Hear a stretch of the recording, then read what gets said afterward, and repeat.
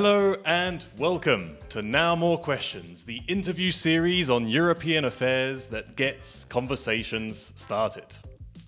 In this episode, we'll be talking about media freedom, which is something we probably all have an opinion about. But later this year, the European Commission will be putting forward the European Media Freedom Act that aims to advance the internal market in the media sector and safeguard media freedom and pluralism in that market. Why is this a European priority? Why now? And what's at stake? To discuss this, I am joined by Renate Schroeder. She is director of the European Federation of Journalists, which she joined in 2003. With her experience and knowledge, Renate will certainly help us understand what freedom truly means in the media space. Renate, welcome to the show. Thank you. Good afternoon. So to start this interview, before we deep dive into the details of our discussion, could you please describe in a few words what the European Federation of Journalists represents? Yes, of course, with pleasure. Well, the European Federation of Journalists, in fact, is a federation of journalist unions and associations in all Council of Europe member states, plus Belarus, and I have to say now, plus Russia. So our unions and organizations are national organizations representing all journalists, independent of where they work, if they are freelance or if they are staff journalists. Thank you for that clarification. So you're almost like a trade union defending the interests of journalists. Absolutely. Yeah. So to kick off this interview, it's our tradition in Now More Questions that we launch the question from our previous guest. The question that I have, Renate, is the following: is that your topic and the topic I have just been discussing on semiconductors have a lot of things in common. We are both talking about independence, we're talking about collaboration, etc.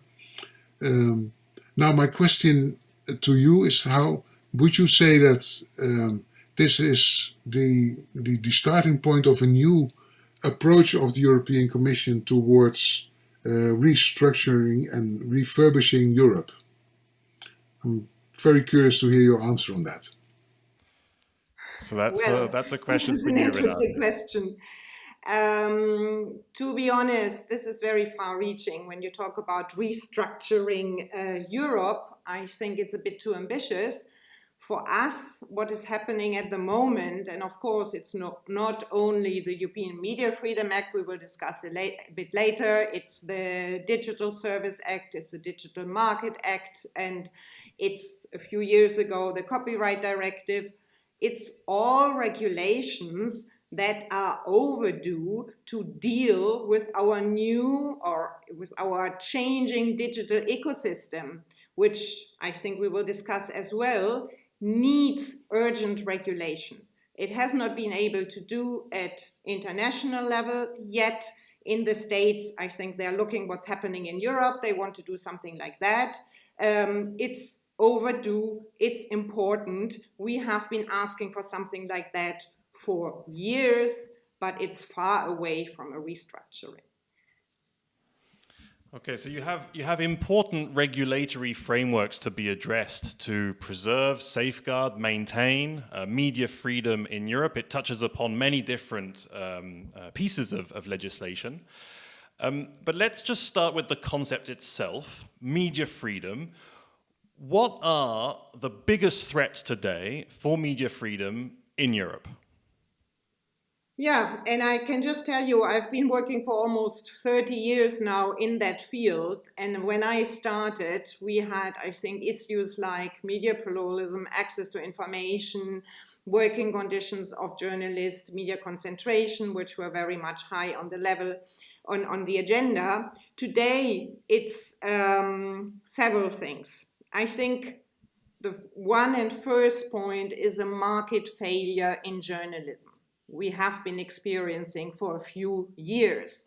There is no sustainable funding anymore for journalism, not only because maybe about 80% of advertisement money is going to the global internet platforms, but also the publishers or the media organization have failed to find sustainable models when they are going digital. There has been too much on for free there, and paywalls now are not the right response. So unless we fix this market failure, we will have problems when it comes to media freedom, because we have increased job losses, we have increased precarity among the working force, among freelance journalists, and that of course has a great impact on quality, but also on media freedom. And not only that, with this fragilization of the media, of the former what we called mass media system, we have an increased politicization.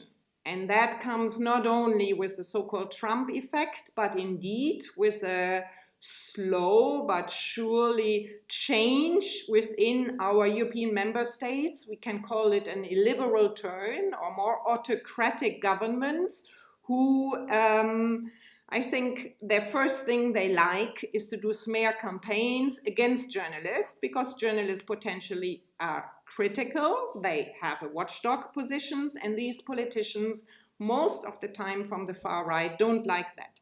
So they try to politicize media. First of all, always public service media. It's the easiest thing. And I think the best example we all know is Hungary, but also Poland. In Hungary, Orban just won the elections. Of course he did, because all media is under his control. How can you not win the elections? Putin has shown him the way to go. So that's maybe an extreme, but generally speaking, within the last years, we have had an increase of unprecedented attacks against journalists, both physical but also psychological, a lot of online harassment, specifically towards women journalists or journalists from ethnic minorities. These attacks have been even further increased during the pandemic. We are monitoring them, and in many countries, including in countries like the Netherlands, Denmark, Germany, who have been always very strong on press freedom, people attack journalists during anti-COVID measures, demonstrations, or what have you. So that is something that, of course, rings the alarm bell very loud. So you talk about market failure, you talk about political control, and you talk about the possibility or not of journalists to actually be able to exercise their activity, including physical threats. But when we're talking about media freedom, should we be looking at it from the point of view of the freedom to exercise an activity? Or does that also have an effect on the ability for people, consumers, citizens, to be able to have a broad variety of sources of information as well? Of course, it's both. I think, and it's connected. It goes hand in hand. And that's why we also say journalism is a public good. Media freedom is a good that's important for everybody. It is very clear the more self-censorship there is among journalists due to the issues I just mentioned, and to be honest, there are many more, but we could fill an hour with that, people's right to know is limited. It's not, there are many subjects that would be on the news agenda if the self-censorship wasn't there. And many things that have a public interest, that have a value, that are very important for the public, for citizens to know, to make their decisions, be it for elections or any referendum or what have you. Yeah, this self-censorship issue is interesting, because when we talk about media freedom as a public good, how do we balance the idea that, in theory, it should be a public good that no one should control, and at the same time, freedom to be sure that it actually exists needs to be controlled, and that would somehow be controlled by state bodies? So isn't there somehow an inbuilt contradiction in state bodies preserving media freedom? Well, I think it's an old subject, and when you also look at the case law of international organizations like the Council of Europe on protection of sources, on media freedom, it's always this very balance between privacy, between the public interest and other rules. But the public interest, of course, is very important, and most of those decisions fall upon that. When you come up with a story, the legal people have to consider very much, is there a problem with defamation or with anything else, or is the public interest just much higher? And that very often is the case. For us, the golden rule is self-regulation. Journalists themselves, their media employers have to decide what to get out, what not to get out within a legal framework. And I think in a state that's following the rule of law, this is possible, this is being done. Ethical journalism, we call it, when you follow ethical conduct, when you are part of a self-regulatory body, like many countries have press councils and media councils. In broadcasting, we have co-regulation, so it's a bit stricter because it's broadcasting, but this is something we find very important. What we do not want is a ministry of truth. What we do not want is governments to tell us what is right, what is wrong. We don't want any government to touch upon content. And it's not just about governments, because as you said, there is a market failure in journalism, and I think we can talk about some corporate takeovers and concentration of power in the media. There is probably a reason why certain corporate assets have tried to take ownership of certain media outlets, even if they're not necessarily money-making as such, but they are guarantors of influence, power, including over some political processes. How do you defend journalism when there is such a major corporate takeover and it is considered almost like a corporate asset? You are absolutely right. This is really a very important point you're mentioning here. And often we are also being asked, these journalists who work for the state, who work for propaganda, are they journalists or not? And it's not an easy subject. And for example, for the Digital Service Act, we were not for a media exemption for content moderation because we said, indeed, a lot of media today is controlled by politicians, by oligarchs, or by economical players, and we really have to differentiate. And I think you're also right that this is a new phenomenon we have to take account when we talk about media, but that's why we talk about independent journalism. What we are working on and defending and want to have a framework for is independent journalism. Independent from undue influence. One of the areas that would seem to justify public intervention into content, without necessarily talking about a ministry of truth, but nevertheless, is to fight against disinformation, misinformation, fake news, alternative truths, conspiracy theories. Name them what you will. There have been so many expressions out there, but there seems to be a justifiable measure to fight against these things, which are yet probably to be defined precisely. Without going into the definition, maybe as such, of what we're talking about here, do you think it's fair to say that media have the power to actually influence the way people behave and the outcomes of democratic processes? Well, of course, this is what we hope. I work on behalf of a journalist federation, so I like to talk about journalism and not media, even though we need media to do the journalism still. But we also in a changing environment, have new ways of doing journalism. Many journalists become their own publishers these days. They have digital startups to indeed be more independent because they have become sick and tired of the newsrooms. They have to work for others. They were, as I said before, self-censored or censored, or they had to follow economical or clickbait philosophy. So they are creating their own space to do and to also reinvent the wheel, to recreate trust. Trust, as you know, is so important for journalism to survive. For trust, you need audience engagement. You need to explain facts. Journalists must be fact checkers. That is something they have always had to be. Sometimes people forget it when they now talk about the fact checking community, but they have to do more than fact checking. They have to put pieces together. They have to give the information, the crude information, a human face and an analysis. And all that is very important. And for all that, and I'm coming back to the funding issue, you need money and you need independent arm's length criteria to give that funding to. That's why we say independent media, independent journalism. We need more of that, and we need to get back to some media pluralism based on these factors.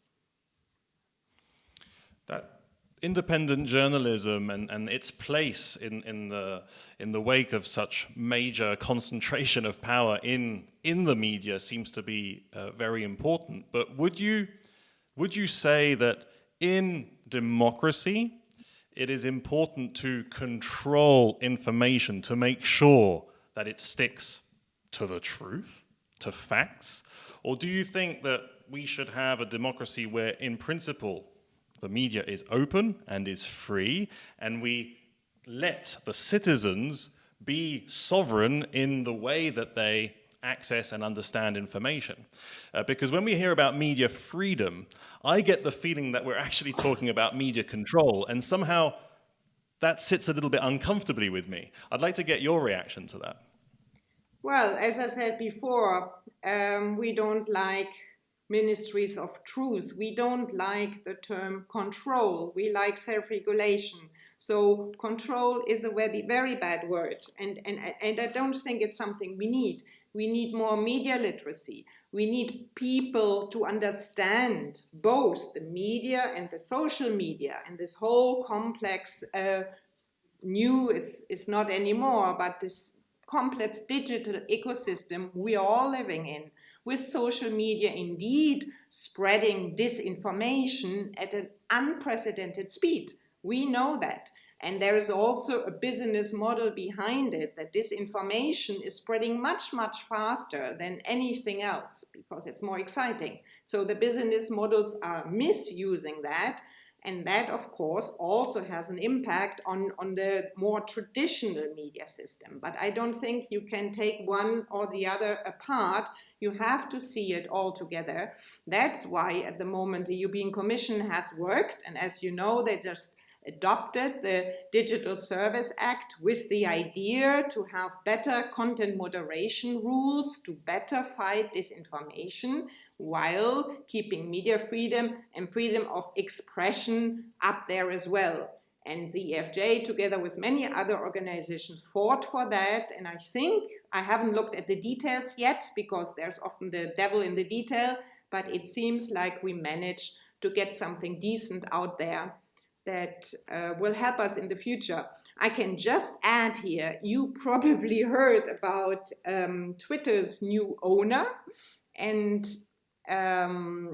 if we have somebody like Elon Musk, who is, I really find it amazing, a billionaire. I don't know how much he spent on Twitter again, but also his ideas of going back to freedom of expression pure is a very dangerous approach. This is maybe the other extreme. We saw already on Twitter conspiracy people who really worked with disinformation and whose accounts had been closed, they're back there. This is the idea of him, and it seems it's already working.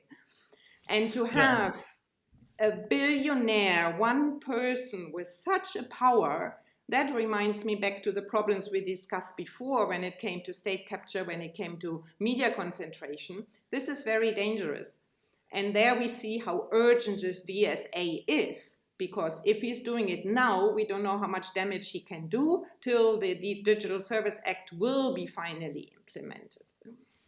So do you have any ideas, either as the European Federation of Journalists or just because of your experience, do you have any ideas on the kind of governance structures that are required to make sure that this level of control of what is being censored and what is not being censored is legitimate? Because it's not necessarily going to be easy to say this is a conspiracy and this is not a conspiracy, because in democracy there might be many alternative views that are all legitimate. And the other question would be any ideas about how you structure a governance model that helps independent journalism to actually thrive, because you mentioned journalists setting up their social media accounts, this kind of thing, that you're also looking for funding, but what kind of governance structure could maybe help this be a bit more sustainable long term? Well, this is different issues coming together, and of course it's not so easy, but I think the system we have at the moment, we're supposed to have independent regulators. And these independent media regulators at national level form the European regulators group, ERGA, at European level. And now I'm pre-heading to the European Media Freedom Act. One of the ideas of the European Commission is to strengthen the independent media regulators and to give them additional tasks when it comes to, as you may say, governance of the whole ecosystem. Because we still are living in sort of traditional ways where we have the broadcasting printed media on the one hand, we have digital media in some countries already being covered by media regulation, others not, and then we have the so-called social media. And that, of course, has to be seen all together. So what we really need to make sure at the media regulators at national level are independent, because in those countries where I mentioned before, we have an increase in politicization. Unfortunately, the media regulators are often not independent either. So that's, I think, the first point. We need media regulators doing the same job as before and doing additional jobs now coming with the DSA and DMA. We have to make sure they are independent. Second, we need more transparency. I mean, that's also the idea of the Digital Service Act, to have more transparency and accountability for the internet platforms. But we need this transparency also for the media organizations to make sure who is actually state captures, whose economical interests are behind that. So media transparency, of course, is not enough, because as long as the citizen, the reader, the listener doesn't know of the importance of the media ownership, it may not be of any use. That's why it's so important to have media literacy, to explain to everybody what is at stake, that often there is not enough editorial independence for journalists to do their work as they should do, and that the media owners, as you said yourself, use journalistic work for their own purposes. There has to be done a lot of work for that, and we need all players to work on such a governance. The existing self-regulatory bodies we have to be strengthened, the media regulators have to be strengthened, and we need an additional legal framework to make sure that independent journalism can thrive. And as I said at the beginning, for that we need funding. Public funding at arm's length, we need private funding, we need funding of foundations. Actually, the EFJ did 2 studies on new funding, sustainable funding ideas. A lot is happening, very interesting things, but most of it still in a very niche position. So we need to do much more on that, and Europe could take a lead, but of course it has to be done at national level as well to be successful, specifically at local level, because there we face maybe the biggest problems.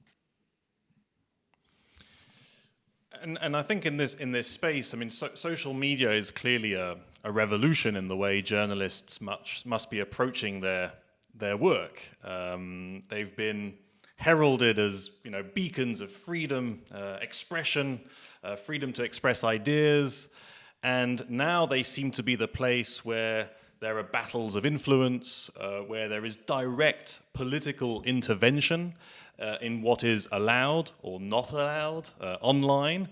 Are independent media regulators able to deal with the level of expression that is happening online? And how do journalists actually, as maybe the most informed users of online sources, how do they view social media today and its role in the media more generally? I'm not sure if I got everything of it, but first of all, of course, we should not have any political intervention in any case. I mean, this has to be given to the professionals, to the regulators, and so on. I can just, for an example, add that when the European Commission decided to censor Russia Today, which of course is a propaganda and doing war is dangerous, we did not think this was the right role of the European Commission to sort of force the independent media regulators at national level to do the same. This is just a little bit example which shows how difficult it is. Journalists, of course, use social media. They have to use social media because today social media is setting more and more the news agenda, or the agenda if we want it or not. And journalists are competing with attention. Unfortunately, I think social media increase this attention economy, which now media is also part of, and which probably does not help to create quality journalism. I mentioned before the clickbait. We hear our journalists are more and more asked to use to write their articles, so many people click on it. Their performance pay depends on that. This is not public interest journalism, because unfortunately it's not the number of clicks, be it on social media or on digital media, that shows the public interest of that information. And that also shows how dangerous it is. Before, we had a newsroom that was working together for the next day newspaper with all kinds of different information on all levels. And that gave the reader a general approach to what was happening. Social media today, I think, is accelerating also the bubbles, the echo chambers, that helps to polarize even more the societies, that you only look at what you like, you only go on your friends, your friends and the articles, the friends or whatever shows you is increasing the opinion you already have. And even though I may buy my newspaper, which I know is close to my political conviction, it is still a little bit different. When I watch the news, the evening primetime news, I also get a general picture of what's happening. And all that we are afraid to lose, because people do not watch public service media anymore. They don't buy the newspaper anymore. They get their news from social media. And I think that is indeed very dangerous. So we have to change a lot to get back to a much more diverse media consumption. To wrap up, we have the European Media Freedom Act expected towards the end of the year. As the European Federation of Journalists, what is your main expectation from this act? Well, that's a good question. As I said at the very beginning, it's something that is overdue.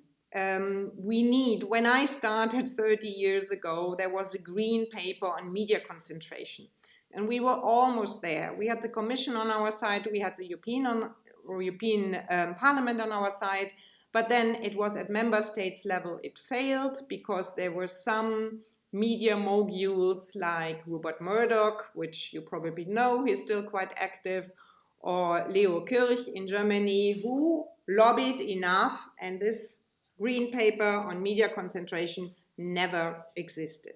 I think now, 30 years later, probably media concentration as such is not the main issue. We have concentration now of the internet, of the platforms, and we face other problems.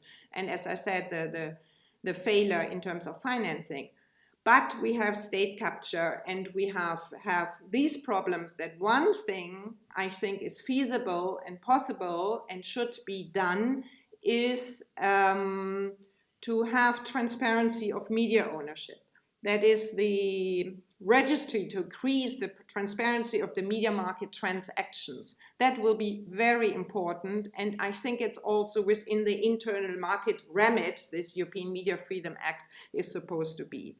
We also need to have a better monitoring of state advertisement allocated by member states. Because at the moment, many countries give state advertisement to media, to those media that are friendly to them, that are their friends, that are in their interest. And that, of course, distorts the market, it distorts media pluralism and media freedom. That is very clear.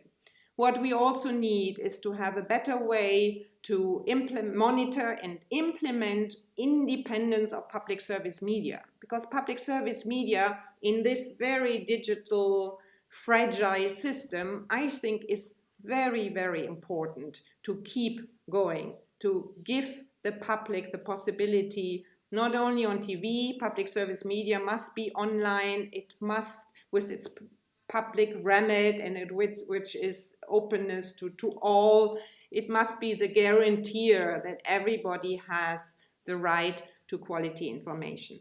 But public service media is increasingly under the hammer for political reasons and financial reasons, and there we really need a framework of accountability. These are 3 points which I want to mention there. I already talked about the need for the independence of media regulators, who may also have more work to do when it comes to content moderation and the work on disinformation. We also have to put it together with the other frameworks at the moment on the Digital Service Media, on the Digital Market Act. We have to work on rule of law, which is also something which is very important, and the European Commission has seen media freedom as one of the 4 pillars of the rule of law, but this has to be taken more seriously. This is not the case yet.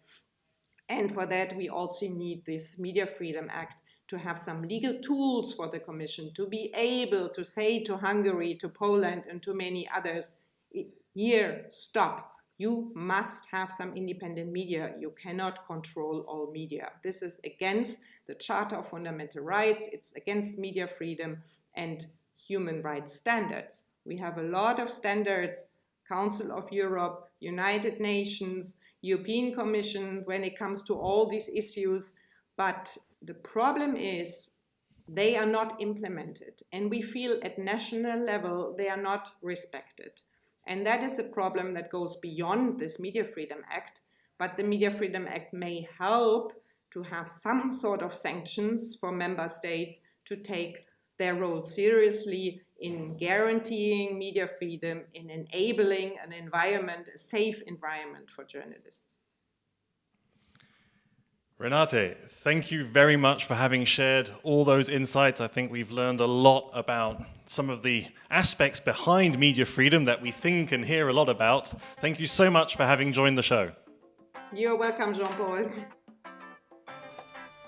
That was Renate Schroeder. Thanks for watching. Stay tuned for our next episode.